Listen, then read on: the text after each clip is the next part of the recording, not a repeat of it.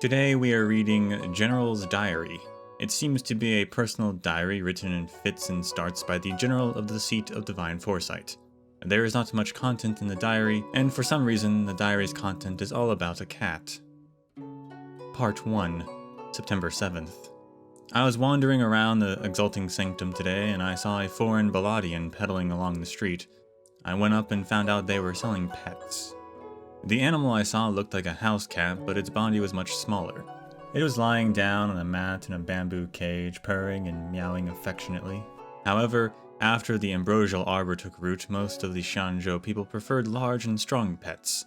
I asked the Baladian why this animal was so small, and if anyone had shown interest in buying it. The person responded that it is true that Xianzhou people like large and strong pets, but there are also those who love petite and delicate ones. Now that he saw the sparkle in my eyes, he expected that I must be the latter. Perhaps it was fate. I couldn't refuse. The person also said that this small animal was called a Grimalkin, and it was one of the species that the ancestors of Xianzhou loved to keep during the primeval imperial era. Today, the strong Xianzhou house cat evolved from this small Grimalkin. This was in line with what I read in old texts. However, the Grimalkin had been extinct for many years. This made me suspicious, and I inquired about its origin. The person swore to me that though Grimalkins were extinct in Xianzhou, they were bred on many other planets. This animal is truly just an ordinary white Grimalkin.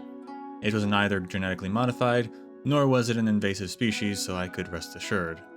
How could I turn down looking after a long-extinct little animal to help continue its lineage, especially after petting those tender little paws? Eventually, I paid hefty sum for the Grimalkin, named it Mimi, and took it home.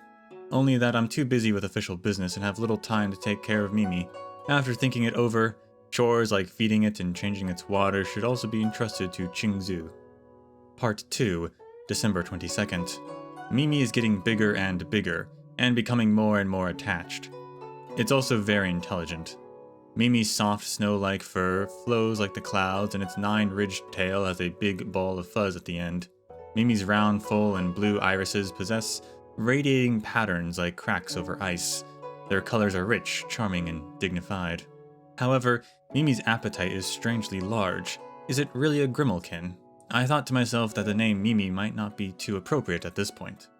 Qingzu told me the other day that she had purchased 200 caddies worth of meat for the Seat of Divine Foresight's meals in the past week, but Mimi wiped it all clean. The story did not end there. She also said that this has become the gossip of the town, and the rumors have it that the general has been neglecting his duties and indulging in gluttony instead.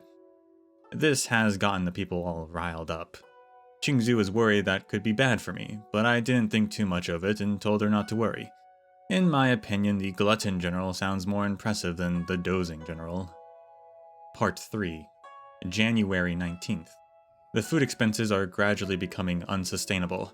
I thought there must be some way to deal with this, so I brought in a healer from the Alchemy Commission to check on wave-treading Snow Lion. Sorry, I'm horrible at naming. The healer's consultation was fruitless, instead suggesting we try some genetic testing. I agreed. The results were in line with its food intake, as expected. It was not a Grimalkin after all, let alone an ordinary house cat. It was a lion, hence the name change from Mimi to wave-treading Snow Lion. However, this fact did not affect its usual Grimalkin-like behavior. Whenever Snow Lion is free, it usually is, it either scratches the silk curtains or rips the felt or engorges itself on its specially prepared schismopeda. Of course, Qingzu's efforts can't be overstated. She's really trained it well, but sometimes it unfortunately gets in the way of official business. All of that aside, the top priority now should be to find ways to reduce the food expenditure. I'm afraid this will take some time to figure out.